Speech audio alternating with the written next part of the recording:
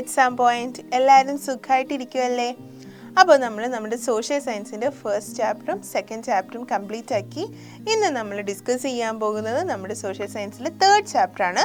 നമ്മുടെ ചാപ്റ്ററിൻ്റെ പേര് in search of earth secrets, അതായത് ഭൗമരഹസ്യങ്ങൾ തേടി എന്ന ചാപ്റ്ററാണ് ഇന്ന് നമ്മൾ ഡിസ്കസ് ചെയ്യാൻ പോകുന്നത്. അപ്പം നമുക്ക് നമ്മുടെ ഭൂമിയിൽ നമ്മളുടെ ചുറ്റുമുള്ള ഒരുപാട് കാര്യങ്ങളെക്കുറിച്ച് അറിയാം. നമ്മുടെ ഭൂമിക്ക് മുകളിലുള്ള കാര്യങ്ങളെക്കുറിച്ചുള്ള ഒക്കെ ഏകദേശം ഒരു ഐഡിയ നമുക്കുണ്ട്. എന്നാൽ ഭൂമിയുടെ ഉള്ളറകളിൽ എന്തായിരിക്കും എന്നതിനെക്കുറിച്ച് എന്തെങ്കിലും ഒരു ഐഡിയ നിങ്ങൾക്കുണ്ടോ? അതെന്താണെന്ന് അറിയാനായിട്ട് ഒരു ആകാംക്ഷ നമുക്ക് എല്ലാവർക്കും ഉണ്ടാവും അല്ലേ? അപ്പം അതിനെക്കുറിച്ചൊക്കെയാണ് നമ്മൾ നമ്മളുടെ ഈ ചാപ്റ്ററിൽ ഡിസ്കസ് ചെയ്യാൻ പോകുന്നത്. ഓക്കെ, അപ്പോൾ ഈ ചാപ്റ്റർ റിലേറ്റഡ് ആയിട്ടുള്ള നോട്ട്സുകളെല്ലാം ഞാൻ പ്രിപ്പയർ ചെയ്തിരിക്കുന്നത് നമ്മുടെ എക്സാം പോയിന്റിൻ്റെ ഗൈഡിൽ നിന്നാണ്. അപ്പോൾ ആ ഗൈഡ് റെഫർ ചെയ്താൽ നിങ്ങൾക്ക് ഈ ചാപ്റ്ററിനെ കുറിച്ചുള്ള കൺസെപ്റ്റ്സ് കുറച്ചുകൂടി ക്ലിയർ ആയിട്ട് മനസ്സിലാകും. ഓക്കെ, അപ്പോൾ നമുക്ക് നമ്മുടെ ചാപ്റ്റർ സ്റ്റാർട്ട് ചെയ്യാം. അപ്പം ഞാൻ നേരത്തെ പറഞ്ഞതുപോലെ ഭൂമിയുടെ മുകളിൽ നമുക്ക് ചുറ്റും ഒരുപാട് വണ്ടേഴ്സ്, അത്ഭുതങ്ങൾ ഉള്ളതുപോലെ തന്നെ ഭൂമിയുടെ ഉൾഭാഗത്തും, അതായത് ഇൻറ്റീരിയർ പാർട്ടിലും ഒരുപാട് വണ്ടേഴ്സ് ഉണ്ട്.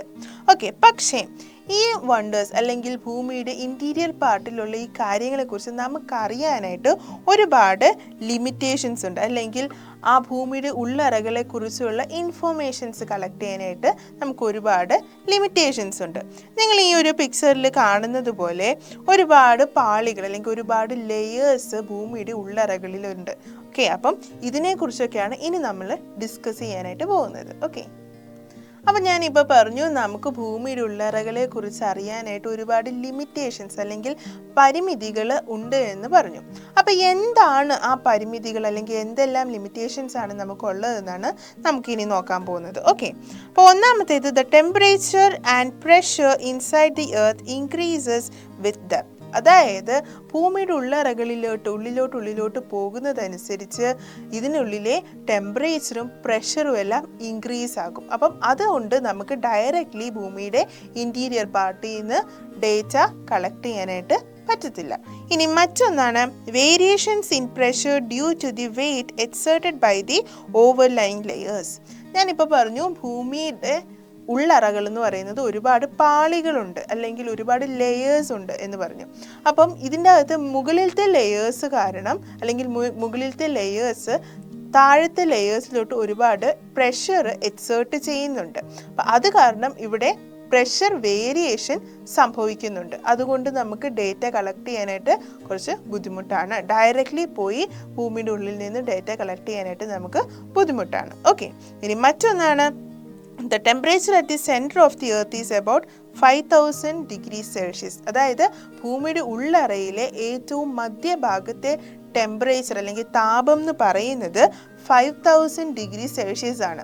നമുക്കൊരു 100 ഡിഗ്രി സെൽഷ്യസ് പോലും സഹിക്കാനായിട്ട് പറ്റത്തില്ല. അപ്പം 5000 ഡിഗ്രി സെൽഷ്യസ് എന്നൊക്കെ പറഞ്ഞാൽ നമുക്ക് അധികമാണ്, വളരെ വലിയ താപമാണ്. അതുകൊണ്ട് തന്നെ നമുക്ക് നമ്മളുടെ മെറ്റീരിയൽസ് യൂസ് ചെയ്തൊന്നും നമുക്ക് അവിടെ ഡയറക്റ്റ്ലി പോയി ഡേറ്റ കളക്ട് ചെയ്യാനായിട്ട് പറ്റത്തില്ല. അപ്പോൾ ഇതൊക്കെയാണ് മെയിനായിട്ടുള്ള ലിമിറ്റേഷൻസ് എന്ന് പറയുന്നത്. ഓക്കെ, ഇപ്പം ഞാൻ പറഞ്ഞു നമുക്ക് ഭൂമിയുടെ ഉള്ളറകളെ കുറിച്ച് അറിയാനായിട്ട് ഒരുപാട് ലിമിറ്റേഷൻസ് ഉണ്ടെന്നല്ലേ.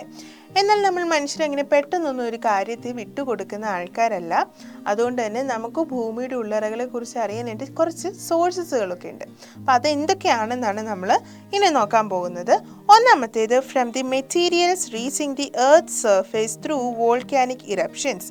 അതായത് അഗ്നിപർവ്വത സ്ഫോടനങ്ങളിലൂടെ ഭൂമിയുടെ ഉള്ളറകളിൽ നിന്ന് ഭൂമിയുടെ ഉപരിതലത്തിലെത്തുന്ന മെറ്റീരിയൽസിനെ അനലൈസ് ചെയ്തുകൊണ്ട് ഭൂമിയുടെ ഉള്ളറകൾ എങ്ങനെയായിരിക്കും എന്ന് നമുക്ക് മനസ്സിലാക്കാനായിട്ട് പറ്റും. മറ്റൊന്നാണ് ഡേറ്റ കളക്റ്റഡ് ഫ്രം മൈൻസ്. അതായത് ഖനികളിൽ നിന്ന് ശേഖരിക്കുന്ന വിവരങ്ങളുടെ അടിസ്ഥാനത്തിൽ നമുക്ക് ഭൂമിയുടെ ഇൻറ്റീരിയറിനെ കുറിച്ച് അറിയാനായിട്ട് പറ്റും. ഓക്കെ, ഇനി മറ്റൊന്നാണ് analysis of the propagation of waves generated during earth. നമ്മുടെ ഭൂമിയിൽ പലതരത്തിലുള്ള ഭൂകമ്പങ്ങൾ ഉണ്ടായിട്ടുണ്ടല്ലേ. അപ്പോൾ ഈ ഭൂകമ്പങ്ങൾ ഉണ്ടാകുമ്പോൾ അവിടെ ഉണ്ടാകുന്ന വേവ്സ് അല്ലെങ്കിൽ തരംഗങ്ങൾ, അതിൻ്റെ ചലനങ്ങൾ ഒക്കെ നിരീക്ഷിച്ചാൽ അല്ലെങ്കിൽ അതിനെ അനലൈസ് ചെയ്താൽ നമുക്ക് ഭൂമിയുടെ ഇൻറ്റീരിയർ എങ്ങനെയാണെന്നൊക്കെ ഏകദേശം മനസ്സിലാക്കാനായിട്ട് പറ്റും. ഓക്കെ, അപ്പോൾ ഇതൊക്കെയാണ് നമ്മൾ മെയിനായിട്ട് യൂസ് ചെയ്യുന്ന ബേസിക് സോഴ്സസ് എന്ന് പറയുന്നത്. ഓക്കെ, ഇപ്പം ഞാൻ പറഞ്ഞു ഭൂമിയുടെ ഇൻറ്റീരിയർ പാർട്ട് അല്ലെങ്കിൽ ഉള്ളറ ഒരുപാട് ലെയേഴ്സ് കൊണ്ടാണ് മെയ്ഡ് ചെയ്യപ്പെട്ടിരിക്കുന്നതെന്ന്. അപ്പോൾ ഇതിൻ്റെ അകത്ത് ഏറ്റവും മെയിനായിട്ട് 4 ലെയേഴ്സാണ് അല്ലെങ്കിൽ 4 പാളികളാണ് ഉള്ളത്. ഒന്നാമത്തേത് ക്രസ്റ്റ് അല്ലെങ്കിൽ ഭൂവൽക്കം, രണ്ടാമത്തെ ലെയർ മാൻറ്റിൽ, മൂന്നാമത്തെ ലെയർ ഔട്ടർ കോർ അല്ലെങ്കിൽ പുറക്കാമ്പ്, നാലാമത്തെ ലെയർ ഇന്നർ കോർ അല്ലെങ്കിൽ അകക്കാമ്പ്. ഓക്കെ, അപ്പം ഈ 4 ലെയേഴ്സിൻ്റെ ഒരു മോഡലാണ് നിങ്ങൾ ഈ പിക്ചറിൽ കാണുന്നത്. ഏറ്റവും ഇന്നർ കോറാണ് ഇത്, ഔട്ടർ കോർ ഇത്, മാൻറ്റിൽ ഇത്, ഏറ്റവും ഔട്ടർ പാർട്ട് എന്ന് പറയുന്നത് അല്ലെങ്കിൽ ഏറ്റവും പുറം ഭാഗം എന്ന് പറയുന്നത് ക്രസ്റ്റ് ആണ്. ഓക്കെ, മിക്കവാറും നമുക്ക് അറിയാവുന്നത് ഈ ക്രസ്റ്റിനെ കുറിച്ചാണ്. ഓക്കെ, അപ്പം നമ്മൾ ഇനി പറയാൻ പോകുന്നത് ഈ ഓരോ ലെയേഴ്സിൻ്റെയും ഫീച്ചേഴ്സാണ്. ഓക്കെ, അപ്പോൾ ഇനി നമ്മൾ ഡിസ്കസ് ചെയ്യാൻ പോകുന്നത് നമ്മുടെ ഭൂമിയുടെ ലെയേഴ്സ്, ഓക്കെ, ഇൻറ്റീരിയർ ലെയേഴ്സിനെ കുറിച്ചാണ്. അതിനകത്ത് ഫസ്റ്റ് ലെയറാണ് ക്രസ്റ്റ് അല്ലെങ്കിൽ ഭൂവൽക്കം. ഓക്കെ, ഭൂവൽക്കം അല്ലെങ്കിൽ ക്രസ്റ്റ് എന്ന് പറയുന്നത് it is the thin outer shell of the earth. അതായത് ഭൂമിയുടെ പുറന്തോട് എന്ന് പറയുന്നത് ക്രസ്റ്റ് എന്ന പാർട്ടാണ്. അത് ഭയങ്കര തിന്നാണ്. അതായത് അതിൻ്റെ തിക്നെസ് എന്ന് പറയുന്നത് ഏകദേശം 40 കിലോമീറ്റർ ആണ്. ഓക്കെ, അപ്പോൾ 40 കിലോമീറ്റർ തിക്കാണ് ഭൂമിയുടെ ഔട്ടർ ലെയർ അല്ലെങ്കിൽ ഏറ്റവും ഔട്ടർ ഷെല്ലായ ക്രസ്റ്റ് എന്ന് പറയുന്നത്. ഓക്കെ, ഇനി ഈ ക്രസ്റ്റിന് 2 പാർട്ടുണ്ട്. 2 പാർട്ട് എന്ന് പറയുന്നത് കോണ്ടിനെൻ്റൽ ക്രസ്റ്റ് അതായത് വൻകര ഭൂവൽക്കം, രണ്ടാമത്തെ പാർട്ട് ഓഷ്യാനിക് ക്രസ്റ്റ് അതായത് സമുദ്ര ഭൂവൽക്കം. ഓക്കെ, അപ്പം ക്രസ്റ്റിൻ്റെ ഒരു പാർട്ടാണ്, ക്രസ്റ്റിൻ്റെ ഒരു പിക്ചറാണ് നിങ്ങൾ ഈ സ്ലൈഡിൽ കാണുന്നത്. ഇനി ഈ ക്രസ്റ്റിനെ 2 അല്ലെങ്കിൽ 2 പാർട്ടായിട്ട് തിരിച്ചിട്ടുണ്ട്, കോണ്ടിനെൻ്റൽ ക്രസ്റ്റും ഓഷ്യാനിക് ക്രസ്റ്റും. ഓക്കെ, അപ്പം നമ്മളുടെ ക്രസ്റ്റിനെ 2 പാർട്ടായിട്ട് തിരിച്ചിട്ടുണ്ടെന്ന് പറഞ്ഞു, കോണ്ടിനെൻ്റൽ ക്രസ്റ്റും ഓഷ്യാനിക് ക്രസ്റ്റും. അപ്പം ഓഷ്യാനിക് ക്രസ്റ്റ് എന്താണ്, കോണ്ടിനെൻ്റൽ ക്രസ്റ്റ് എന്താണെന്നൊക്കെയാണ് ഇനി നമ്മൾ ഡിസ്കസ് ചെയ്യാൻ പോകുന്നത്. ഫസ്റ്റ് നമ്മൾ ഡിസ്കസ് ചെയ്യാൻ പോകുന്നത് കോണ്ടിനെൻ്റൽ ക്രസ്റ്റിനെ കുറിച്ചാണ്. Silica and alumina are the chief content of continental crest. അതായത് കോണ്ടിനെൻ്റൽ ക്രസ്റ്റിലെ ഏറ്റവും മെയിൻ കണ്ടന്റ് അല്ലെങ്കിൽ അതിൽ ഉൾപ്പെട്ടിരിക്കുന്ന മെയിൻ മെറ്റീരിയൽസ് എന്ന് പറയുന്നത് സിലിക്കയും അലുമിനിയമാണ്. അതുകൊണ്ട് തന്നെ കോണ്ടിനെൻ്റൽ ക്രസ്റ്റ് അല്ലെങ്കിൽ വൻകര ഭൂവൽക്കത്തെ നമ്മൾ സിയാൽ എന്ന് വിളിക്കും. സിയാൽ എന്ന് പറഞ്ഞാൽ സിലിക്കയുടെ SIയും അലുമിനയുടെ ALഉം. അങ്ങനെയാണ് നമ്മൾ ഈ കോണ്ടിനെൻ്റൽ ക്രസ്റ്റിനെ സിയാൽ എന്ന് വിളിക്കുന്നത്. ഇതേപോലെ ഓഷ്യാനിക് ക്രസ്റ്റിൻ്റെ മെയിൻ കണ്ടന്റ് എന്ന് പറയുന്നത് സിലിക്കയും മാഗ്നീഷ്യവുമാണ്. അതുകൊണ്ട് നമ്മൾ ഈ ഓഷ്യാനിക് ക്രസ്റ്റിനെ നമ്മൾ സൈമ അല്ലെങ്കിൽ സിമ എന്നാണ് വിളിക്കുന്നത്. അതായത് സിലിക്കയുടെ SIയും MAയും അതായത് മാഗ്നീഷ്യത്തിൻ്റെ MAയും അങ്ങനെ സിമ എന്നാണ് നമ്മൾ ഓഷ്യാനിക് ക്രസ്റ്റിനെ വിളിക്കുന്നത്. അപ്പോൾ ഈ ഒരു പിക്ചറിൽ കാണുന്ന ഈ ഒരു പാർട്ടാണ് നമ്മുടെ കോണ്ടിനെൻ്റൽ ക്രസ്റ്റ്, ഇതാണ് ഓഷ്യാനിക് ക്രസ്റ്റ്. അപ്പോൾ ഇത് രണ്ടും നമ്മുടെ ക്രസ്റ്റിൻ്റെ പാർട്ടാണ്. ഓക്കെ, ഒന്ന് കോണ്ടിനെൻ്റൽ പാർട്ടും ഒന്ന് ഓഷ്യാനിക് പാർട്ടും. ഓക്കെ, ക്ലിയർ ആണല്ലോ. അപ്പം നമ്മുടെ ഭൂമിയുടെ ഇൻറ്റീരിയർ പാർട്ടിലെ നെക്സ്റ്റ് ലെയർ എന്ന് പറയുന്നത് മാൻറ്റിലാണ്. ഓക്കെ, അപ്പോൾ ഈ മാൻറ്റിൽ ലൊക്കേറ്റ് ചെയ്തിരിക്കുന്നത് ബിനീത്ത് ദ ക്രസ്റ്റ്, അതായത് നമ്മൾ കുറച്ച് മുമ്പ് പറഞ്ഞ ക്രസ്റ്റ് എന്ന് പറയുന്ന ഔട്ടർ ഷെൽ ലെയറിൻ്റെ തൊട്ട് താഴത്തെ ലെയറാണ് മാൻറ്റിൽ എന്ന് പറയുന്നത്. Okay, it extends up to 2900 kilometre from the crust. അതായത് ക്രസ്റ്റിൽ നിന്ന് 2900 കിലോമീറ്റർ എക്സ്റ്റെൻഡ് ചെയ്താണ് മാൻറ്റിൽ കാണപ്പെടുന്നത്. ഇനി ഈ മാൻറ്റിലും 2 പാർട്ടുകളുണ്ട്. ഒന്ന് അപ്പർ മാൻറ്റിലും 2 ലോവർ മാൻറ്റിലും. അപ്പർ മാൻറ്റിൽ എന്ന് പറഞ്ഞാൽ ഉപരി മാൻറ്റിൽ, ലോവർ മാൻറ്റിൽ എന്ന് പറഞ്ഞാൽ അധോ മാൻറ്റിൽ. ഓക്കെ, അപ്പം ഈ പിക്ചറിൽ കാണുന്നതാണ് നമ്മുടെ മാൻറ്റിലിൻ്റെ ഒരു മോഡൽ ഇമേജ് എന്ന് പറയുന്നത്. ഓക്കെ, അപ്പം ക്രസ്റ്റ് ക്ലിയറായി, മാൻറ്റിൽ ക്ലിയറായി അല്ലേ. അപ്പോൾ നമ്മളുടെ മാൻറ്റിൽ ലെയറിൽ 2 പാർട്ടുണ്ടെന്ന് പറഞ്ഞു, അപ്പർ മാൻറ്റിലും ലോവർ മാൻറ്റിലും. അതിനകത്ത് അപ്പർ മാൻറ്റിൽ അല്ലെങ്കിൽ ഉപരി mantle it is made up of silicon compounds. Silicon compounds കൊണ്ടാണ് ഈ അപ്പർ മാൻറ്റിൽ മെയ്ഡ് ചെയ്തിരിക്കുന്നത്. ഇനി it is in solid state, അതായത് ഈ ഒരു ലെയർ സോളിഡ് സ്റ്റേറ്റ് അല്ലെങ്കിൽ ഖരാവസ്ഥയിലാണ് ഇരിക്കുന്നത്. ഇനി ലോവർ മാൻറ്റിലോ, ലോവർ മാൻറ്റിൽ എന്ന് പറഞ്ഞാൽ അധോ mantle, it is located beneath the upper mantle. അതായത് അപ്പർ മാൻറ്റിൽ ലെയറിൻ്റെ തൊട്ട് താഴെയായിട്ടാണ് ലോവർ മാൻറ്റിൽ ലെയർ ഉള്ളത്. ഇനി ലോവർ മാൻറ്റിൽ ലെയർ സോളിഡ് സ്റ്റേറ്റിലല്ല, അതായത് ഖരാവസ്ഥയിലല്ല, അത് സെമി ലിക്വിഡ് സ്റ്റേറ്റിലാണ്, അതായത് അർദ്ധദ്രവാവസ്ഥയിലാണ് നമ്മളുടെ ലോവർ മാൻറ്റിൽ പാർട്ട് ഇരിക്കുന്നത്. ഓക്കെ, ഇതാണ് അപ്പർ മാൻറ്റിൽ, ഇതാണ് ലോവർ മാൻഡിൽ എന്ന് പറയുന്ന പാർട്ട്. മിക്കവാറും നമ്മളുടെ ഈ വോൾക്കാനിക് ഇറപ്ഷൻസിലൊക്കെ ഭൂമിയുടെ ഉപരിതലത്തിലോട്ട് എത്തുന്ന മെറ്റീരിയൽസ് എല്ലാം ഈ ലോവർ മാൻഡിലിൽ നിന്നാണ് എത്തുന്നത്. അപ്പം അത് നിങ്ങൾക്ക് ഈ പിക്ചർ കാണുമ്പോൾ ക്ലിയർ ആവുന്നുണ്ട് അല്ലേ? ഓക്കെ, അപ്പം നമ്മൾ ക്രസ്റ്റിനെ കുറിച്ച് പഠിച്ചു, മാൻഡിൽ ലെയറിനെ കുറിച്ച് പഠിച്ചു. ഇനി നമ്മൾ ഡിസ്കസ് ചെയ്യാൻ പോകുന്നത് കോർ അല്ലെങ്കിൽ കാമ്പ്. ഭൂമിയുടെ ഏറ്റവും കേന്ദ്ര ഭാഗമാണ് ഈ കോർ എന്ന് പറയുന്നത്. It is the central part of the earth. Okay, and it extends from 2,900 kilometer to 6,371 kilometers. അതായത് 2,900 കിലോമീറ്റർ മുതൽ 6,371 കിലോമീറ്റർ വരെ ഇത് എക്സ്റ്റെൻഡ് ചെയ്ത് കിടക്കുന്നുണ്ട്. ഇനി ഈ കോർ അല്ലെങ്കിൽ കാമ്പിനും 2 പാർട്ടുണ്ട്. ഓക്കെ, അപ്പം നമ്മളുടെ ക്രസ്റ്റിന് 2 പാർട്ടുണ്ടായിരുന്നു. അതാണ് കോണ്ടിനെന്റൽ ക്രസ്റ്റും ഓഷ്യാനിക് ക്രസ്റ്റും. മാൻഡിലിന് 2 പാർട്ടുണ്ടായിരുന്നു, അപ്പർ മാൻഡിലും ലോവർ മാൻഡിലും. അതേപോലെ തന്നെ കോറിനും 2 പാർട്ടുണ്ട്, ഔട്ടർ കോർ അല്ലെങ്കിൽ പുറക്കാമ്പ്, ഇന്നർ കോർ അല്ലെങ്കിൽ അകക്കാമ്പ്. ഓക്കെ, അപ്പോൾ നിങ്ങൾക്ക് ഈ പിക്ചറിൽ കാണുന്നതാണ് ഔട്ടർ കോറ്, ഇതിനുള്ളിലായിട്ടാണ് ഇന്നർ കോറ് കാണുന്നത്. ഓക്കെ, ക്ലിയർ ആണല്ലോ? അപ്പം നമ്മളിപ്പോൾ നമ്മളുടെ കോറിൻ്റെ അകത്തെ ഔട്ടർ കോറിനെയും ഇന്നർ കോറിനെയും കുറിച്ച് പറഞ്ഞല്ലേ. ഇതിൻ്റെ അകത്ത് ഔട്ടർ കോർ അതായത് പുറക്കാമ്പ് എന്ന് പറയുന്നത് മോൾട്ടൻ സ്റ്റേറ്റിലാണ്, അതായത് ഉരുകിയ അവസ്ഥയിലാണ് ഇരിക്കുന്നത്. ഓക്കെ, അപ്പം ഔട്ടർ കോറിൻ്റെ മെറ്റീരിയൽസ് എല്ലാം ഉരുകിയ അവസ്ഥയിലാണ് ഇരിക്കുന്നത്. പക്ഷേ ഇന്നർ കോറിൽ അങ്ങനെയല്ല, ഇന്നർ കോർ സോളിഡ് സ്റ്റേറ്റിലാണ് ഇരിക്കുന്നത്. അതെന്തുകൊണ്ടായിരിക്കും? It is due to the high pressure prevailing at the centre. അതായത് ഭൂമിയുടെ കേന്ദ്ര ഭാഗമാണല്ലോ ഇന്നർ കോർ എന്ന് പറയുന്നത്. അപ്പോൾ അവിടെ ഭയങ്കര വലിയ മർദ്ദമായിരിക്കും. അങ്ങനെയുള്ള ആ പ്രഷർ അല്ലെങ്കിൽ അത്രയും വലിയ മർദ്ദം കാരണമാണ് ഇന്നർ കോറ് അവിടെ സോളിഡ് സ്റ്റേറ്റിൽ ഇരിക്കുന്നത്. ക്ലിയർ ആണല്ലോ?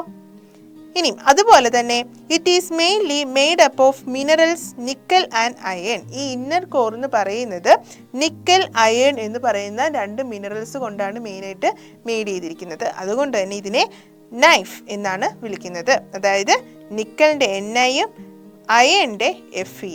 ഓക്കെ, അതാണ് നൈഫ് എന്ന് പറയുന്നത്. ഓക്കെ, അപ്പോൾ ക്ലിയർ ആണല്ലോ ഇത്രയും കാര്യം? അപ്പം നമ്മളിപ്പോൾ പറഞ്ഞ ക്രസ്റ്റും അതേപോലെ തന്നെ മാൻഡിലിൻ്റെ അപ്പർ പാർട്ട് അതായത് അപ്പർ മാൻഡിലും ഇത് 2ഉം കൂടെ കൂടുന്ന പാർട്ടിനെയാണ് നമ്മൾ ലിത്തോസ്ഫിയർ എന്ന് വിളിക്കുന്നത്. ഓക്കെ, അപ്പോൾ the crust and the upper part of the mantle together are known as lithosphere. Okay, ഇനി ഈ ലിത്തോസ്ഫിയറിൻ്റെ അണ്ടറിൽ വരുന്ന പാർട്ടിനെ അല്ലെങ്കിൽ the part beneath the lithosphere it is known as asthenosphere. Okay, അപ്പം ഈ ലിത്തോസ്ഫിയറിലെ പാർട്ട് എന്ന് പറയുന്നത് നമുക്കറിയാം ക്രസ്റ്റും അപ്പർ മാൻഡിലും ആണെന്ന്. ഈ ഒരു 2 ലെയേഴ്സ് അതായത് അപ്പർ മാൻഡിലും ക്രസ്റ്റ് എന്ന് പറയുന്ന ഈ 2 ലെയേഴ്സ് സോളിഡ് ഫോമിലായിരുന്നു. എന്നാൽ എസ്തെനോസ്ഫിയറിലോട്ട് വരുമ്പോൾ അതായത് ലിത്തോസ്ഫിയറിന് താഴെയുള്ള എസ്തെനോസ്ഫിയർ എന്ന് പറയുമ്പോൾ അവിടെ നമ്മൾ കാണുന്നത് ലോവർ മാൻഡിലും അതേപോലെ തന്നെ ഔട്ടർ കോറുമാണ്. അതിൻ്റെ സ്റ്റേറ്റ് എന്താണെന്നാണ് നമ്മൾ നേരത്തെ പറഞ്ഞത്? അതിൻ്റെ സ്റ്റേറ്റ് സെമി സോളിഡ് സ്റ്റേറ്റ് ആണ് അല്ലെങ്കിൽ സെമി ലിക്വിഡ് സ്റ്റേറ്റ് ആണ് അല്ലേ. അപ്പോൾ അങ്ങനെയുള്ള ആ സ്റ്റേറ്റിലുള്ള ആ പാർട്ടിനെയാണ് നമ്മൾ എസ്തെനോസ്ഫിയർ എന്ന് വിളിക്കുന്നത്. So the materials in asthenosphere exist in partially molten state. അതായത് പൂർണ്ണമായിട്ട് സോളിഡ് ആയിട്ടുള്ള ഒരു സ്റ്റേറ്റിലല്ല ആ ഒരു പാർട്ട് കാണുന്നത്. ഓക്കെ, ഇനി this is the source of the molten rock material that is lava. അതായത് വോൾക്കാനിക് ഇറപ്ഷൻ ഒക്കെ ഉണ്ടായി കഴിയുമ്പോൾ നമുക്ക് അതിൻ്റെ അകത്തുനിന്ന് ലാവ പുറപ്പെടുന്നത് നമ്മൾ കണ്ടിട്ടുണ്ടല്ലേ പിക്ചേഴ്സിലൊക്കെ. അപ്പോൾ ഈ ലാവ എവിടുന്നാണ് വരുന്നത്? ഇങ്ങനെയുള്ള എസ്തെനോസ്ഫിയർ അതായത് എസ്തെനോസ്ഫിയർ എന്ന് പറയുന്ന ഈ ഒരു റീജിയനിൽ നിന്നാണ് ഈ ലാവ പുറത്തേക്ക് പുറപ്പെട്ട് വരുന്നത്. ഓക്കെ, അപ്പം നിങ്ങൾക്ക് ഈ ഒരു പിക്ചറിൽ കാണാൻ പറ്റും. ആദ്യം കാണുന്ന ഈ 2 ലെയേഴ്സിനെയാണ് നമ്മൾ ലിത്തോസ്ഫിയർ എന്ന് പറയുന്നത്. അതിന് തൊട്ട് താഴെ കാണുന്ന ലെയേഴ്സിനെയാണ് നമ്മൾ എസ്തെനോസ്ഫിയർ എന്ന് പറയുന്നത്. അതായത് പാർഷ്യലി മോൾട്ടൺ സ്റ്റേറ്റിൽ കാണുന്ന ലെയേഴ്സിനെ നമ്മൾ എസ്തെനോസ്ഫിയർ എന്ന് പറയും. ഓക്കെ, അപ്പം അവിടെ നിന്നാണ് നമ്മളുടെ ലാവ യഥാർത്ഥത്തിൽ പുറപ്പെടുന്നത് അല്ലെങ്കിൽ ലാവ യഥാർത്ഥത്തിൽ ഫോം ചെയ്യുന്നത്. ഓക്കെ, ക്ലിയർ ആണല്ലോ? അപ്പോൾ ഇനി നമ്മൾ ഡിസ്കസ് ചെയ്യാൻ പോകുന്നത് റോക്സിനെ കുറിച്ചാണ്, അതായത് ശിലകൾ. ഓക്കെ, അപ്പോൾ ഈ റോക്സ് കാണപ്പെടുന്നത് ലിത്തോസ്ഫിയറിലാണ്. ഓക്കെ, ഇതിനകത്ത് ലിത്തോസ് എന്ന് പറഞ്ഞാൽ അതിൻ്റെ അർത്ഥം തന്നെ അല്ലെങ്കിൽ അതിൻ്റെ മീനിങ് എന്ന് പറയുന്നത് റോക്ക് അല്ലെങ്കിൽ ശില എന്നാണ്. ഓക്കെ, ഇനി ഈ റോക്സ് ഡിഫറെൻറ്റ് കളറിലും ഡിഫറെൻറ്റ് ഹാർഡ്നെസ്സിലുമാണ് ഉള്ളത്. അതായത് പല കളർ, പല നിറത്തിലുള്ളതുണ്ട്, അതേപോലെ തന്നെ പല കട്ടിയുള്ള റോക്കുകളുണ്ട്. അതിന് കാരണം എന്ന് പറയുന്നത് അതിലടങ്ങിയിട്ടുള്ള കോൺസ്റ്റിറ്റ്യുവൻസ് ആണ്. അതായത് ഓരോ റോക്കിലെയും ഘടകങ്ങൾ, ഓരോ ശിലയിലെയും ഘടകങ്ങൾ എന്ന് പറയുന്നത് വ്യത്യസ്തമാണ്. അതുകൊണ്ടാണ് അതിൻ്റെ നിറവും അതേപോലെ തന്നെ അതിൻ്റെ ഹാർഡ്നെസ്, കട്ടിയും വ്യത്യസ്തമാകുന്നത്. ഓക്കെ, ഇനി ഈ റോക്കിൽ അടങ്ങിയിട്ടുള്ള ഈ ഘടകങ്ങളെ നമ്മൾ മിനറൽസ് അല്ലെങ്കിൽ ധാതുക്കൾ എന്നാണ് വിളിക്കുന്നത്. So the constituents of rocks are called minerals. Okay, ഇനി നമ്മൾ ഈ ഭൂമിയിൽ നമ്മൾ സിലിക്ക, മീക്ക, ഹെമറ്റൈറ്റ്, ബോക്സൈറ്റ് ഇതുപോലെയുള്ള 2000-ൽ-അധികം മിനറൽസ് അല്ലെങ്കിൽ ധാതുക്കളെ നമ്മൾ കണ്ടെത്തിയിട്ടുണ്ട്. ഓക്കെ, ക്ലിയർ ആണല്ലോ? ഇനി ഈ റോക്സിനെ അത് രൂപപ്പെടുന്നതനുസരിച്ച് അല്ലെങ്കിൽ ഫോം ചെയ്യുന്നതനുസരിച്ച് 3ആയിട്ട് ക്ലാസിഫൈ ചെയ്തിട്ടുണ്ട്. ഒന്നാമത്തേത് ഇഗ്നിയസ്, അതായത് ആഗ്നേയ ശിലകൾ.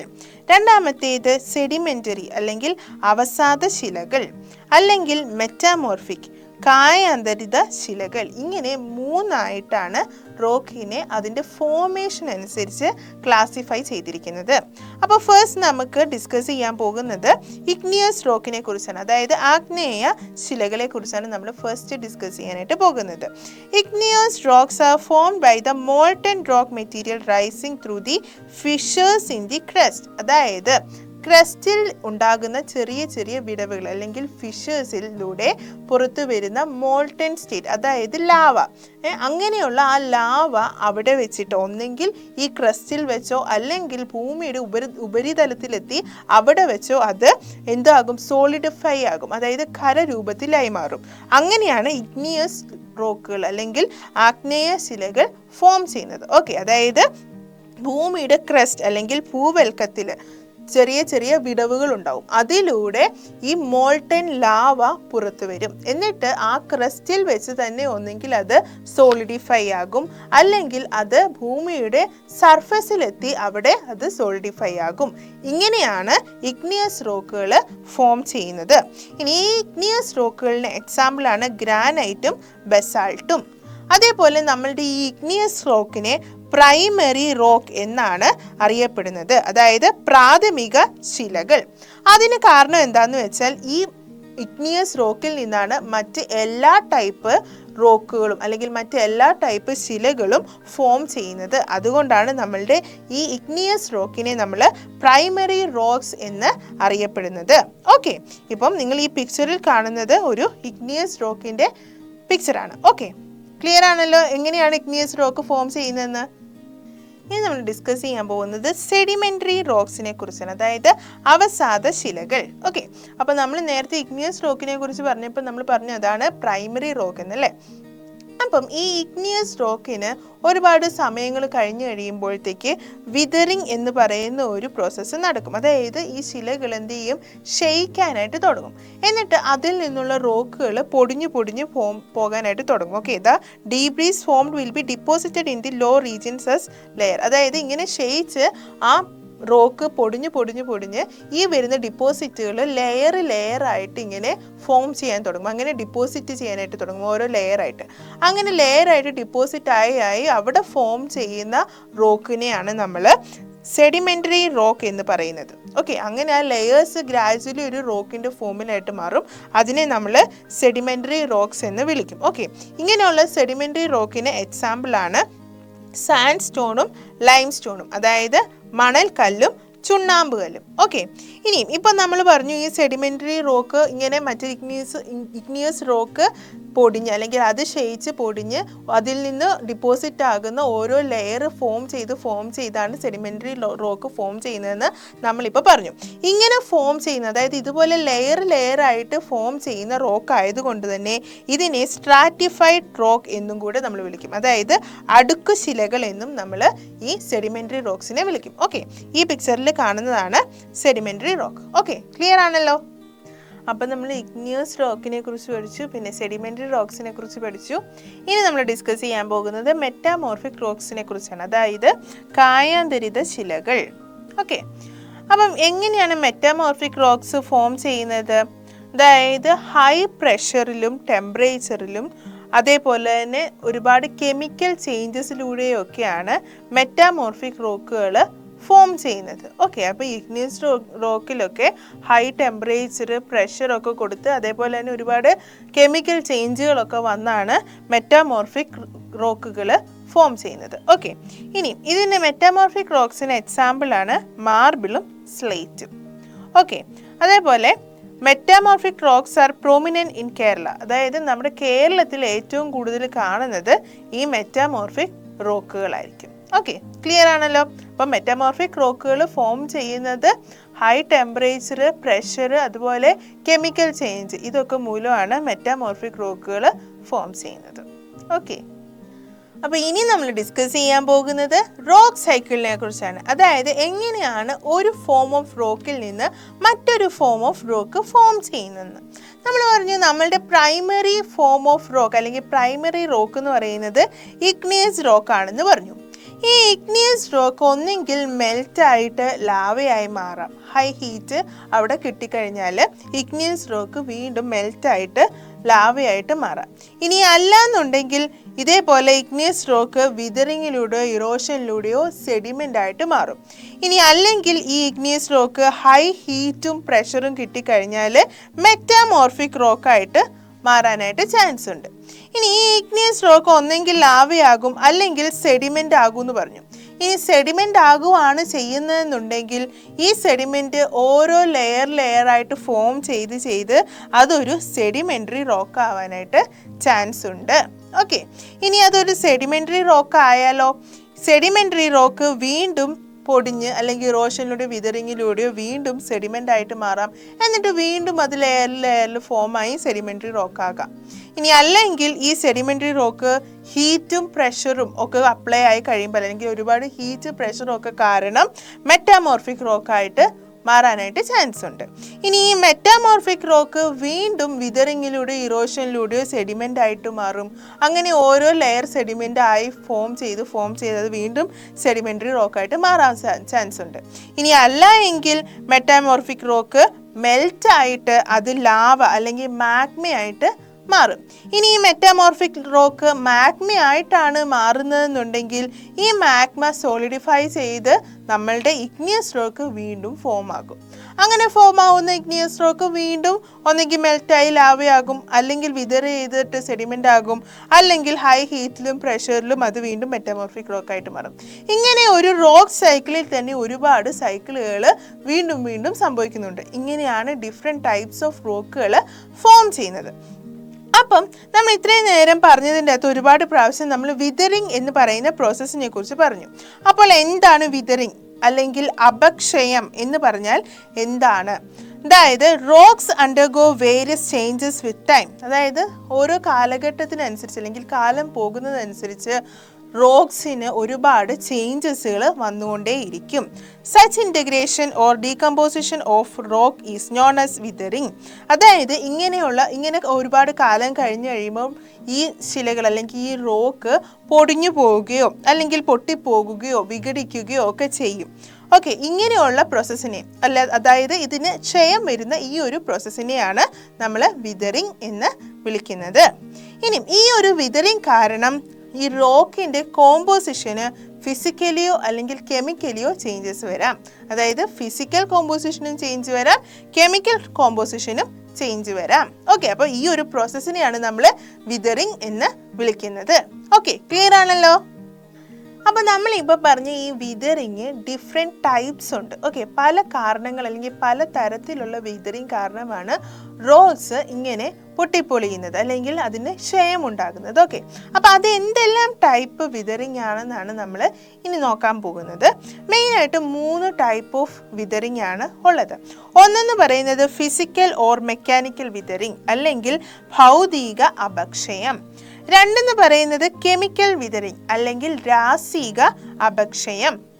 മൂന്നെന്ന് പറയുന്നത് ബയോളജിക്കൽ വിതറിങ് അല്ലെങ്കിൽ ജൈവിക അപക്ഷയം. അപ്പോൾ ഈ ഓരോ ടൈപ്പും എന്താണെന്നാണ് ഇനി നമ്മൾ ഡിസ്കസ് ചെയ്യുന്നത്. ഓക്കെ, അപ്പോൾ first one physical or mechanical weathering, അതായത് ഭൗതിക അപക്ഷയം. അതെങ്ങനെ ഉണ്ടാകുന്നതെന്ന് നോക്കിക്കേ. The expansion and contraction of minerals due to the variations in temperatures result in weathering. അതായത് താപനിലയിൽ വ്യത്യാസം വരുന്നതനുസരിച്ച് ഈ റോക്കിലുള്ള മിനറൽസിൻ്റെ എക്സ്പാൻഷനും കൺട്രാക്ഷനും കാരണമാണ് വിതറിങ് ഉണ്ടാകുന്നത്. ഓക്കെ, അതായത് ഈ റോക്കിലുള്ള മിനറൽസ് എക്സ്പാൻഡ് ചെയ്യുകയോ അല്ലെങ്കിൽ കൺട്രാക്ട് ചെയ്യുകയോ ചെയ്യുമ്പോൾ, അതായത് വികസിക്കുകയോ അല്ലെങ്കിൽ ചുരുങ്ങുകയോ ഒക്കെ ചെയ്യുന്നത് കൊണ്ട് ഉണ്ടാവുന്ന വിതറിങ്, അതിനെയാണ് നമ്മൾ ഫിസിക്കൽ ഓർ മെക്കാനിക്കൽ വിതറിങ് എന്ന് പറയുന്നത്.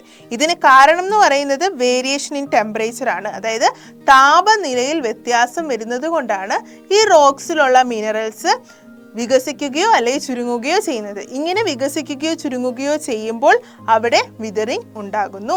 ഓക്കെ, ഇനി disintegration also occurs due to the freezing of water in the fissures of rock. അതായത് ഈ റോക്സിലൊക്കെ ചെറിയ ചെറിയ വിള്ളലുകൾ ഉണ്ടാവും അല്ലേ. ഈ വിള്ളലുകൾക്കിടയിൽ ജലം തങ്ങി നിന്ന്, അതായത് വാട്ടർ തങ്ങി നിന്ന് അത് ഫ്രീസ് ആകുമ്പോഴും ഇതുപോലെ വിതറിങ് സംഭവിക്കും. ഓക്കെ, അപ്പം ഇതാണ് ഫിസിക്കൽ ഓർ മെക്കാനിക്കൽ വിതറിങ് എന്ന് പറയുന്നത്. ഒന്നെങ്കിൽ ആ റോക്കിലുള്ള മിനറൽസ് ടെമ്പറേച്ചർ വേരിയേഷൻ കാരണം എക്സ്പാൻഡ് ചെയ്യുകയോ കൺട്രാക്ട് ചെയ്യുകയോ ചെയ്യുന്നത് കൊണ്ടുള്ള വിതറിങ് ആകാം. ഇനി അല്ലാന്നുണ്ടെങ്കിൽ റോക്സിലുള്ള ചെറിയ ചെറിയ ക്രാക്സിലൂടെ അല്ലെങ്കിൽ ഫിഷേഴ്സിലുള്ള വെള്ളം തങ്ങി നിന്ന് ആ വെള്ളം ഫ്രീസ് ആയി കഴിഞ്ഞാൽ അതും ഇതുപോലെ തന്നെ വിതറിങ്ങിന് കാരണമാകാറുണ്ട്. ഓക്കെ, ക്ലിയർ ആണല്ലോ. അപ്പം ഡിഫറെൻറ്റ് ടൈപ്സ് ഓഫ് വിതറിങ്ങിൽ നമ്മൾ ഫിസിക്കൽ വിതറിങ്ങിനെ കുറിച്ച് പഠിച്ചു. ഇനി നമ്മൾ ഡിസ്കസ് ചെയ്യാൻ പോകുന്നത് കെമിക്കൽ വിതറിങ്ങിനെ കുറിച്ചാണ്, അതായത് രാസിക അപക്ഷയം. രാസിക അപക്ഷയം ഉണ്ടാകുന്നത് എങ്ങനെയാണെന്ന് വെച്ചാൽ ഓക്സിജൻ, കാർബൺ ഡയോക്സൈഡ് അല്ലെങ്കിൽ വാട്ടർ ഇതുപോലെയുള്ള കോമ്പോണൻസ് നമ്മളുടെ റോക്കിലുള്ള മിനറൽസുമായിട്ട് റിയാക്ട് ചെയ്യും. ഇങ്ങനെയുള്ള ഈ റിയാക്ഷൻ അവിടെ വിതറിങ്ങിന് അല്ലെങ്കിൽ റോക്സിൻ്റെ ഡീകമ്പോസിഷന് എന്താകും, കാരണമാകും. ഓക്കെ, അതായത് ഓക്സിജൻ, കാർബൺ ഡയോക്സൈഡ്, വാട്ടർ പോലെയുള്ള കോമ്പോണൻസ് റോക്കിലുള്ള മിനറൽസുമായിട്ട് റിയാക്ട് ചെയ്ത് അത് കെമിക്കൽ ഡീകമ്പോസിഷന് കാരണമാകും. ഇങ്ങനെയുള്ള ടൈപ്പ് ഓഫ് വിതറിങ്ങിനെയാണ് നമ്മൾ കെമിക്കൽ വിതറിങ് എന്ന് വിളിക്കുന്നത്. അപ്പോൾ കെമിക്കൽ വിതറിങ് നടന്ന ഒരു റോക്കിൻ്റെ പിക്ചറാണ് നിങ്ങൾ ഈ ഒരു സ്ലൈഡിൽ കാണുന്നത്. അപ്പോൾ ഒരു കെമിക്കൽ വിതറിങ് നടന്നാൽ ആ റോക്കിൻ്റെ ഒരു അവസ്ഥ ഇതായിരിക്കും. ഓക്കെ, അപ്പോൾ ക്ലിയർ ആണല്ലോ കെമിക്കൽ വിതറിങ് എന്താണെന്ന്.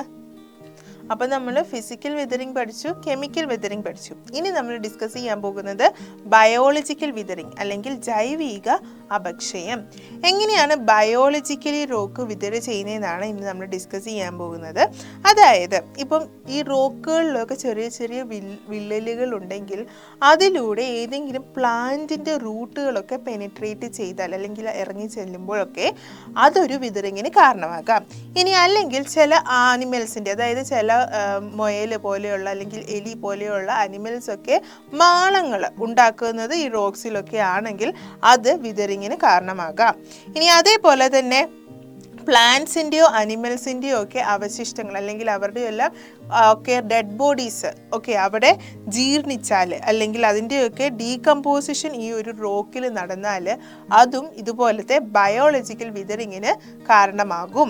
ഓക്കെ, ഇനി ഇത് കൂടാതെ ഹ്യൂമൻ ആക്ടിവിറ്റീസും ഈ ബയോളജിക്കൽ വിതറിങ്ങിൽ ഇൻവോൾവ് ആണ്. അതായത് ഖനനം, പാറ പൊട്ടിക്കൽ എന്നിവ പോലത്തെ, അതായത് മൈനിങ് ആൻഡ് ക്വാറിയിങ് ഇതുപോലത്തെ ഹ്യൂമൻ ആക്ടിവിറ്റീസും വിതറിങ്ങിന് കാരണമാകാറുണ്ട്. ഓക്കെ, അപ്പം നിങ്ങൾ ഈ ഒരു പിക്ചറിൽ കാണുന്ന ഈ ഒരു റോക്കിന് സംഭവിച്ചിരിക്കുന്നത് ഒരു ബയോളജിക്കൽ വിതറിങ് ആണ്. കാരണം ആ ഒരു ട്രീയുടെ റൂട്ട്, വേരുകൾ ഈ റോക്കിന് ഇടയിലോട്ട് പെനിട്രേറ്റ് ചെയ്യുകയാണ് ചെയ്തത്. അതുമൂലമുള്ള വിതറിങ് ആണ് അല്ലെങ്കിൽ അതുമൂലമുള്ള ഒരു അപക്ഷയമാണ് ഈ ഒരു റോക്കിന് സംഭവിച്ചിരിക്കുന്നത്. ഓക്കെ, ക്ലിയർ ആണല്ലോ ബയോളജിക്കൽ വിതറിങ്. അപ്പോൾ ഇപ്പം നമ്മൾ പറഞ്ഞ ഈ വിതറിങ്ങിലൂടെ ഹ്യൂമൻസിന്, അതായത് മനുഷ്യർക്ക് ഒരുപാട് ബെനിഫിറ്റ്സ് ഉണ്ട്. അതെന്തൊക്കെയാണെന്നാണ് നമ്മൾ നോക്കുന്നത്.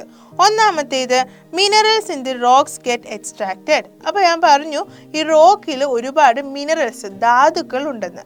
അപ്പോൾ ഈ ധാതുക്കൾ അല്ലെങ്കിൽ ഈ മിനറൽസിനെ ഹ്യൂമൻസിൻ്റെ ആവശ്യത്തിന് വേണ്ടി എക്സ്ട്രാക്ട് ചെയ്ത് ഉപയോഗിക്കാനായിട്ട് പറ്റും. ഓക്കെ, പിന്നെ 2 ഇറ്റ് ഹെൽപ്സ് ഇൻ മൈനിങ്, അതായത് ഖനന പ്രവർത്തനങ്ങളെ എളുപ്പമാക്കാനായിട്ട് ഈ വിതറിങ് ഹെൽപ്പ് ചെയ്യും. ഓക്കെ, അതേപോലെ കോസസ് സോയിൽ ഫോമേഷൻ, മണ്ണിൻ്റെ രൂപീകരണത്തിന് ഈ വിതറിങ് വളരെ അത്യാവശ്യമാണ്. നമുക്കറിയാം മണ്ണ് നമുക്ക് വളരെ ഇമ്പോർട്ടൻ്റ് ആയിട്ടുള്ള ഒരു കാര്യമാണ്. മണ്ണുണ്ടെങ്കിൽ നമുക്ക് പ്ലാന്റ്സ് ഒക്കെ നടാനും ഒക്കെ പറ്റുള്ളൂ. അപ്പം ഈ മണ്ണിൻ്റെ രൂപീകരണത്തിന് ഈ റോക്സിൻ്റെ വിതറിങ് വളരെ ഇമ്പോർട്ടൻ്റ് ആണ്. അപ്പം ഹ്യൂമൻസിന് വിതറിങ് എങ്ങനെ ഹെൽപ്ഫുൾ ആണെന്ന് കാണിക്കുന്ന ഒരു പിക്ചറാണ് ഈ സ്ലൈഡിൽ കാണുന്നത്. ഇതുപോലെ ഖനനത്തിനും അതേപോലെ തന്നെ മിനറൽസിനെ എക്സ്ട്രാക്ട് ചെയ്യാനും അതുപോലെ സോയിൽ ഫോമേഷനും ഒക്കെ ഈ വിതറിങ് ഹെൽപ്പ് ചെയ്യുന്നുണ്ട്. ഓക്കെ, ക്ലിയർ ആണല്ലോ. അപ്പം ഇനി നമ്മൾ എങ്ങനെയാണ് മണ്ണ് രൂപപ്പെടുന്നതെന്നാണ് പഠിക്കാൻ പോകുന്നത്. നമുക്കറിയാം മണ്ണ് അല്ലെങ്കിൽ സോയിൽ എന്ന് പറയുന്നത് ഒരു നാച്ചുറൽ റിസോഴ്സ് ആണെന്ന് നമുക്കറിയാം.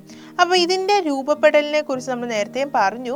വിതറിങ് ഇതിൽ വളരെ ഇമ്പോർട്ടൻ്റ് ആണ്. അതായത് റോക്സിൻ്റെ വിതറിങ്, അതുപോലെ തന്നെ ഓർഗാനിക് മാറ്ററിൻ്റെ ഡീകമ്പോസിഷൻ, അതായത് ജൈവ അവശിഷ്ടങ്ങൾ ജീർണിക്കുന്നതിലൂടെയും ഇതുപോലെ സോയില് ഫോം ചെയ്യും. ഓക്കെ, അപ്പം റോക്ക് ഡീകമ്പോസ് ചെയ്തോ അല്ലെങ്കിൽ വിതറി ചെയ്തോ അതേപോലെ തന്നെ ഓർഗാനിക് മാറ്റേഴ്സ് ഡീകമ്പോസ് ചെയ്തോ ഒക്കെയാണ് ഇതേപോലത്തെ സോയിലുകൾ ഫോം ചെയ്യുന്നത്.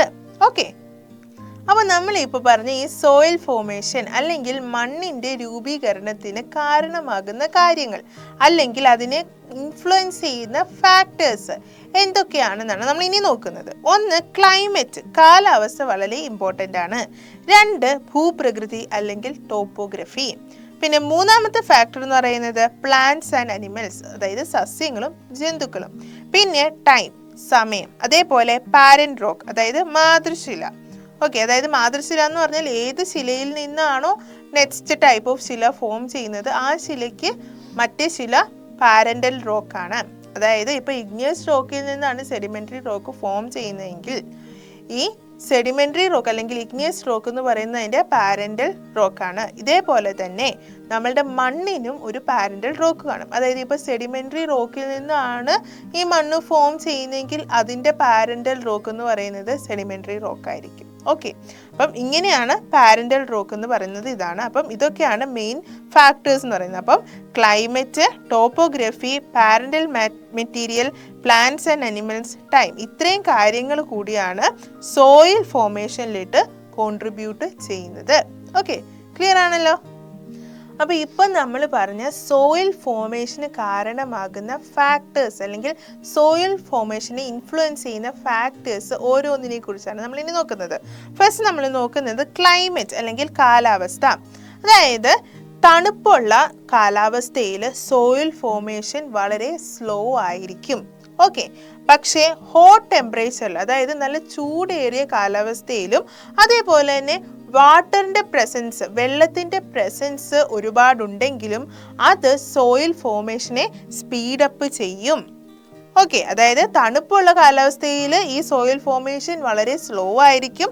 എന്നാൽ ചൂടുള്ള കാലാവസ്ഥയിലും അതേപോലെ തന്നെ വാട്ടറിൻ്റെ പ്രസൻസിലും സോയിലിൻ്റെ ഫോമേഷൻ വളരെ ഫാസ്റ്റ് ആയിരിക്കും. ഓക്കെ, മറ്റൊരു ഫാക്ടർ ആയിരുന്നു ടോപ്പോഗ്രഫി എന്ന് പറയുന്നത്. അപ്പോൾ ചെങ്കുത്തായ ചെരിവുകൾ അതായത് സ്റ്റീപ്പ് സ്ലോപ്സിലൊക്കെ സോയിലിൻ്റെ തിക്നെസ് എന്ന് പറയുന്നത് വളരെ കുറവായിരിക്കും. അതായത് തിന്നായിട്ടുള്ള സോയിലായിരിക്കും അവിടെ ഉണ്ടാവുക. എന്നാൽ ഫ്ലാറ്റ് സർഫേസിലോ സോയിൽ വളരെ ഡീപ്പായിരിക്കും. അത് നമുക്കൊക്കെ അറിയാവുന്ന കാര്യമാണ് അല്ലേ. ഇനി മറ്റൊരു ഫാക്ടറാണ് പ്ലാന്റ് ആൻഡ് അനിമൽസ്. അതായത് ഇപ്പം നമ്മൾ ഈ ഒരു പിക്ചറിൽ കാണുന്ന പോലെ നമുക്ക് ചുറ്റും ഒരുപാട് പ്ലാന്റ്സും അനിമൽസും ഒക്കെ ഉണ്ട്. എന്നാൽ ഇവരുടെ എല്ലാം ഒരു ലൈഫ് ടൈം കഴിഞ്ഞ് കഴിയുമ്പോഴത്തേക്ക് ഇവരെല്ലാം ഡീക്കേ ചെയ്യാനായിട്ട് തുടങ്ങും. അങ്ങനെയുള്ള ഡീക്കേയിങ് ഈ ഒരു സോയിൽ ഫോമേഷന്, അതായത് ഈ ഒരു ഡീക്കേയിങ് കാരണം ഒരുപാട് ആസിഡുകളൊക്കെ ഫോം ചെയ്യും. ഇത് ഈ സോയിൽ ഫോമേഷൻ സ്പീഡപ്പ് ചെയ്യും. അതായത് ഇത് സോയിൽ ഫോമേഷന് കാരണമാകും. ഓക്കെ, ക്ലിയർ ആണല്ലോ. അപ്പോൾ ഇനി നമ്മൾ പറയാൻ പോകുന്ന ഫാക്ടർ എന്ന് പറയുന്നത് പാരന്റ് റോക്ക്, അതായത് മാതൃശില. ഓക്കെ, അതായത് ഈ സോയിലുള്ള മിനറൽസും അതേപോലെ തന്നെ സോയിലിൻ്റെ സ്ട്രക്ചർ എന്നൊക്കെ പറഞ്ഞാൽ ഇതിൻ്റെ പാരന്റൽ റോക്ക്, അതായത് ഈ സോയിൽ ഏത് റോക്കിൽ നിന്നാണോ ഫോം ചെയ്തത് അതിനെ ആശ്രയിച്ചാണ് ഇരിക്കുന്നത്. അതായത് ഏത് റോക്കിൽ നിന്നാണോ ഇത് ഫോം ചെയ്യുന്നത്, അതായത് ഇപ്പോൾ ആ റോക്കിൽ ഏതൊക്കെ ടൈപ്പ് ഓഫ് ധാതുക്കൾ അല്ലെങ്കിൽ മിനറൽസ് ഉണ്ടോ അതായിരിക്കും ഈ സോയിലിൽ കാണുക. ഓക്കെ, ഇനി മറ്റൊരു ഫാക്ടറാണ് ഇതേപോലെ മറ്റൊരു ഫാക്ടറാണ് ടൈം എന്ന് പറയുന്നത്, അല്ലെങ്കിൽ സമയം എന്ന് പറയുന്നത്. അതായത് the thickness and the structure of the soil depends on the time taken four it's formation. അതായത് ഒരു സോയിൽ ഫോം ചെയ്യാനായിട്ട് എടുക്കുന്ന സമയം എത്രയാണെന്ന് ഡിപ്പെൻഡ് ചെയ്താണ് സോയിലിൻ്റെ തിക്നെസ്, കട്ടിയും അതുപോലെ അതിൻ്റെ ഘടനയും ഇരിക്കുന്നത്. ഓക്കെ, എന്തോരം ടൈം എടുത്താണോ ഒരു സോയിൽ ഫോം ചെയ്യുന്നത് അതിനനുസരിച്ചാണ് അതിൻ്റെ തിക്നെസ് ഉണ്ടാവുക. ഓക്കെ, ക്ലിയർ ആണല്ലോ? അപ്പം നമ്മുടെ സോയിൽ അല്ലെങ്കിൽ നമ്മുടെ മണ്ണ് എങ്ങനെയാണ് നമ്മുടെ ജീവൻ്റെ നിലനിൽപ്പിന് ഏറ്റവും ഇമ്പോർട്ടൻ്റ് ആയത്, അല്ലെങ്കിൽ ജീവൻ്റെ നിലനിൽപ്പിന് അത്യാവശ്യമായ ഒരു ഘടകമാണ് സോയിൽ, അത് എന്തുകൊണ്ടാണ് എന്നാണ് നമ്മൾ നോക്കുന്നത്. ഒന്ന്, soil is one of the important factors that makes life on earth possible. ഭൂമിയിൽ ജീവനെ സാധ്യമാക്കുന്ന പ്രധാന ഘടകങ്ങളിൽ ഒന്നാണ് നമ്മളുടെ മണ്ണ് എന്ന് പറയുന്നത്. അതിന് കാരണമാണ് ഇനി നമ്മൾ നോക്കാൻ പോകുന്നത്. Green plants absorb nutrients from the soil and prepare food with the help of sunlight.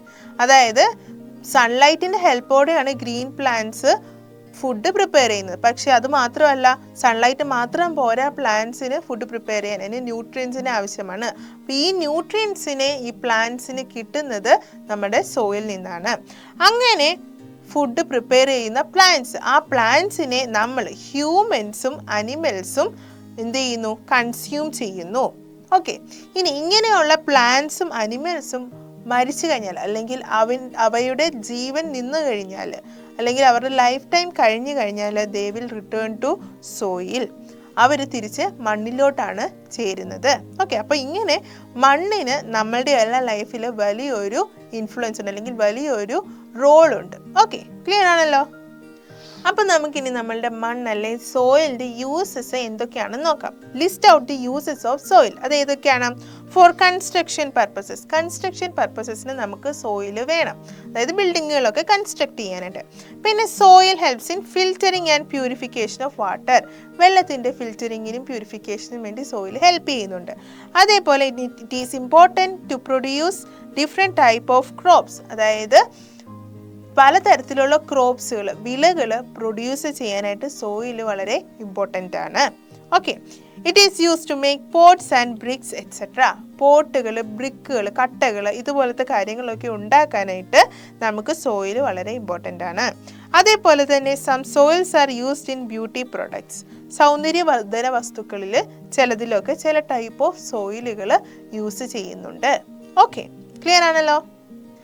ഈ മണ്ണ് കൊണ്ട് നമുക്ക് ഇത്രയേറെ ഉപകാരങ്ങളുണ്ടെങ്കിൽ പോലും നമ്മൾ മനുഷ്യർ ഈ മണ്ണിനെ സത്യത്തിൽ ഉപദ്രവിക്കുകയാണ്. അതായത് മണ്ണിനെ നമ്മൾ സംരക്ഷിക്കുന്നില്ല. അപ്പം നമ്മളുടെ എന്തെല്ലാം ആക്ടിവിറ്റീസാണ് മണ്ണിൻ്റെ ഈ അവസ്ഥയ്ക്ക്, അല്ലെങ്കിൽ മണ്ണ് മരിക്കുക എന്ന് പറയുന്ന ആ ഒരു അവസ്ഥയ്ക്ക് കാരണമാകുന്നത് എന്നാണ് നമ്മൾ ഇനി നോക്കുന്നത്. അതായത് soil gets depleted due to various human activities such as deforestation, destruction of hills and unscientific agricultural activities. അതായത് ഹ്യൂമൻ ആക്ടിവിറ്റീസ് ആയ, അതായത് മനുഷ്യപ്രവൃത്തികളായ ഡീഫോറസ്റ്റേഷൻ, അതായത് വനനശീകരണം, അതേപോലെ തന്നെ കുന്നിടിക്കൽ, ഡിസ്ട്രക്ഷൻ ഓഫ് ഹിൽസ്, അതേപോലെ തന്നെ അശാസ്ത്രീയമായ, അതായത് ശാസ്ത്രീയമല്ലാത്ത അഗ്രികൾച്ചറൽ ആക്ടിവിറ്റീസ് ഒക്കെ കാരണമാണ് ഇന്ന് നമ്മളുടെ മണ്ണ് ഇത്രയേറെ ഡിപ്ലീറ്റഡ് ആയത്, അല്ലെങ്കിൽ മണ്ണ് ഇത്ര പെരിഷിങ് ആയി പോയത്. ഓക്കെ, ഇനി നിങ്ങൾ ഈ ഒരു പിക്ചറിൽ കാണുന്ന പോലെ നമ്മൾ നമ്മളുടെ ക്രോപ്സുകളുടെയൊക്കെ വിളവുകൾ, അല്ലെങ്കിൽ ക്രോപ്സ് ഒക്കെ ഹെൽത്തി ആക്കാനായിട്ട് നമ്മൾ ഒരുപാട് കെമിക്കൽസ് ഒക്കെ യൂസ് ചെയ്യാറുണ്ട് നമ്മുടെ അഗ്രികൾച്ചറൽ ഫീൽഡിൽ. അപ്പോൾ ആ കെമിക്കൽസ് മണ്ണിനെ ആക്ച്വലി നശിപ്പിക്കുന്നുണ്ട്. ഓക്കെ, അപ്പോൾ ഇങ്ങനെയുള്ള ആക്ടിവിറ്റീസ് ഒക്കെ നമ്മൾ ഒഴിവാക്കണം. ഓക്കെ, ഇനി അതുപോലെ തന്നെ നമ്മുടെ ട്രീസ്, മരങ്ങൾ ചെയ്യുന്നത് എന്താണെന്ന് വെച്ചാൽ ഒരു വല എന്ന പോലെ മണ്ണിനെ പിടിച്ച് നിർത്തുന്നത് ഈ മരങ്ങളാണ്.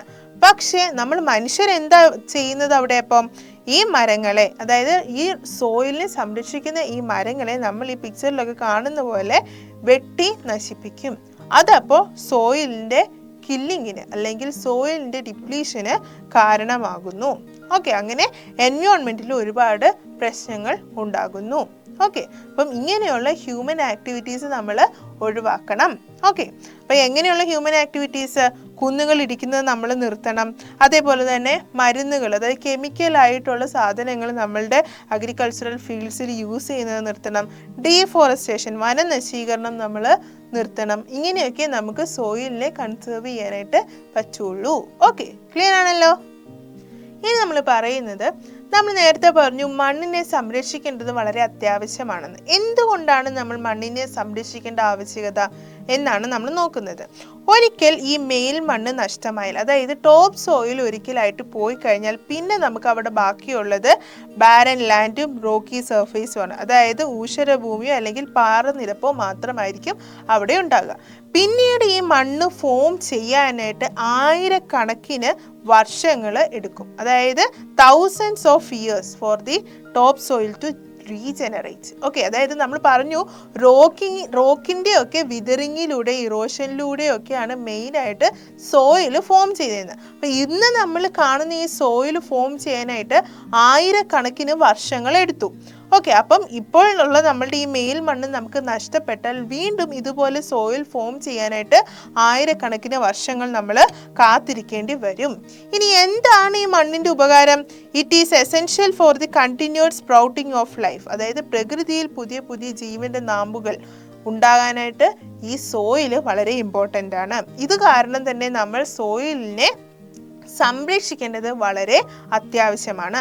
നമുക്ക് ട്രീസോ പ്ലാന്റ്സോ ഒന്നും ഇല്ലാതെ ജീവിക്കാനായിട്ട് പറ്റത്തില്ല.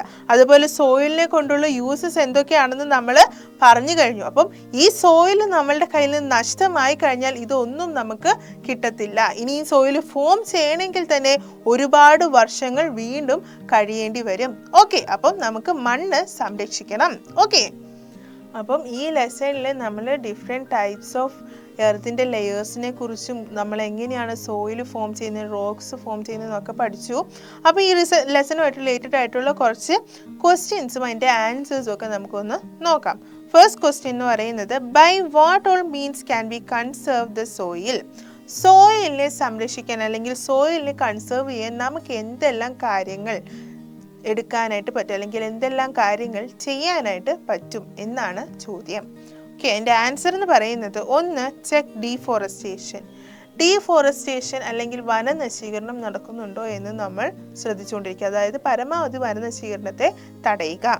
പിന്നെ ക്രോപ്പ് റൊട്ടേഷൻ.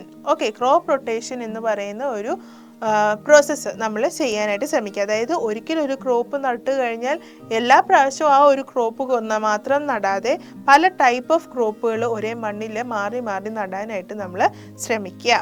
അതേപോലെ തന്നെ ടെറസ് ഫാമിംഗ് എലോങ് ഹിൽ സ്ലോപ്സിലൂടെ ടെറസ് ഫാമിംഗ് ചെയ്യാൻ ശ്രമിക്കുക. അതേപോലെ ചെക്ക് ഡാമുകളുടെ കൺസ്ട്രക്ഷൻ, അതുപോലെ തന്നെ സ്ട്രിപ്പ് ക്രോപ്പിംഗ്, ഇങ്ങനെയുള്ള മെത്തേഡുകളൊക്കെ ഉപയോഗിച്ച് നമുക്ക് സോയിലിനെ കൺസേർവ് ചെയ്യാനായിട്ട് പറ്റും. ഓക്കെ, നമ്മുടെ സെക്കൻഡ് ക്വസ്റ്റ്യൻ എന്ന് പറഞ്ഞാൽ, what is the root cause of soil formation?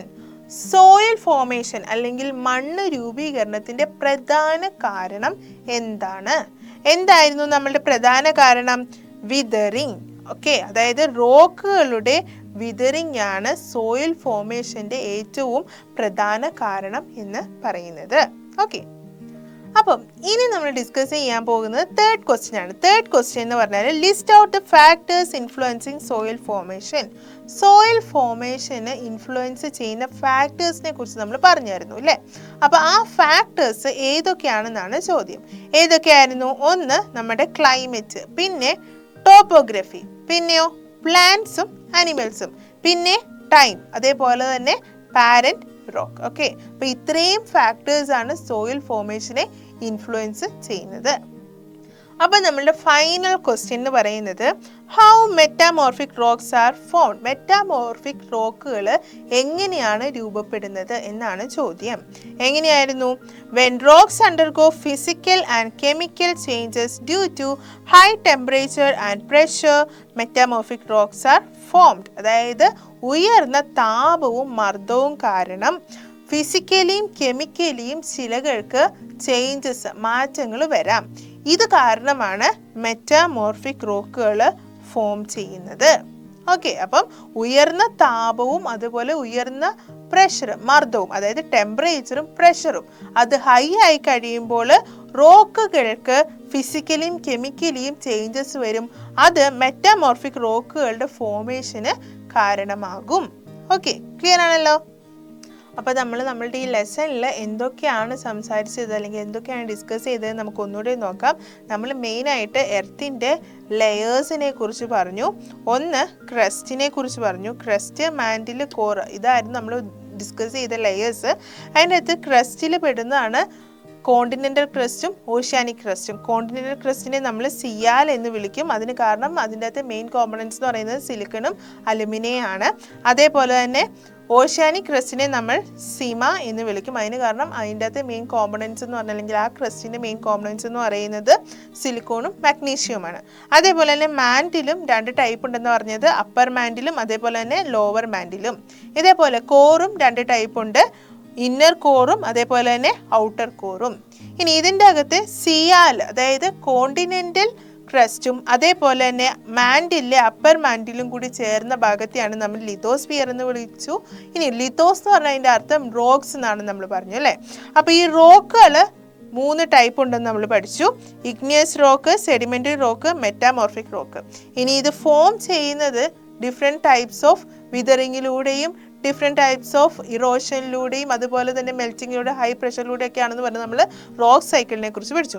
പിന്നീട് സോയിൽ ഫോമേഷനെ കുറിച്ച് പഠിച്ചു. അതിന് മുമ്പ് നമ്മൾ വിതറിങ്ങിനെ കുറിച്ച് പഠിച്ചു, വിതറിങ് പ്രോസസ്സിനെ കുറിച്ച്. അപ്പോൾ ഈ വിതറിങ് പ്രോസസ്സ് 3 ടൈപ്പ് ഉണ്ടെന്ന് നമ്മൾ പറഞ്ഞു. ഫിസിക്കൽ വിതറിങ്, കെമിക്കൽ വിതറിങ്, അതുപോലെ തന്നെ ബയോളജിക്കൽ വിതറിങ്. ഇങ്ങനെ ഈ 3 ടൈപ്പ് ഓഫ് വിതറിങ്ങിലൂടെ നമ്മളുടെ സോയിൽ ഫോം ചെയ്യുന്നതിനെ കുറിച്ച് പഠിച്ചു. പിന്നെ സോയിൽ എന്തുകൊണ്ടാണ് ഡിപ്ലീറ്റ് ആകുന്നതെന്ന് നമ്മൾ പഠിച്ചു. ഇനി അതേപോലെ തന്നെ സോയിലിനെ എങ്ങനെ കൺസേർവ് ചെയ്യാമെന്നും നമ്മൾ പഠിച്ചു. അപ്പോൾ ഇത്രയും കാര്യങ്ങളാണ് നമ്മളുടെ ഈ ചാപ്റ്ററിൽ ഡിസ്കസ് ചെയ്തത്. ഓക്കെ, അങ്ങനെ നമ്മളുടെ 3rd ചാപ്റ്റർ ഇവിടെ കംപ്ലീറ്റ് ആകുകയാണ്. അങ്ങനെ നമ്മളുടെ എർത്തുമായിട്ട് റിലേറ്റഡ് ആയിട്ടുള്ള ഒരുപാട് കാര്യങ്ങൾ ഇന്ന് പഠിച്ചു. അപ്പോൾ എർത്തിൻ്റെ different layers, rocks, soil formation, അങ്ങനെ ഒരുപാട് ഇമ്പോർട്ടൻ്റ് ആയിട്ടുള്ള കാര്യങ്ങൾ നമ്മളിന്ന് ഡിസ്കസ് ചെയ്തു. ഓക്കെ, അപ്പോൾ ഇത്രയും കാര്യങ്ങൾ നിങ്ങൾക്ക് ക്ലിയർ ആണെന്ന് ഞാൻ വിശ്വസിക്കുന്നു. അപ്പോൾ എന്തെങ്കിലും ഡൗട്ട് ഉണ്ടെങ്കിൽ നിങ്ങൾ കമൻറ്റ് ബോക്സിൽ അറിയിക്കുക.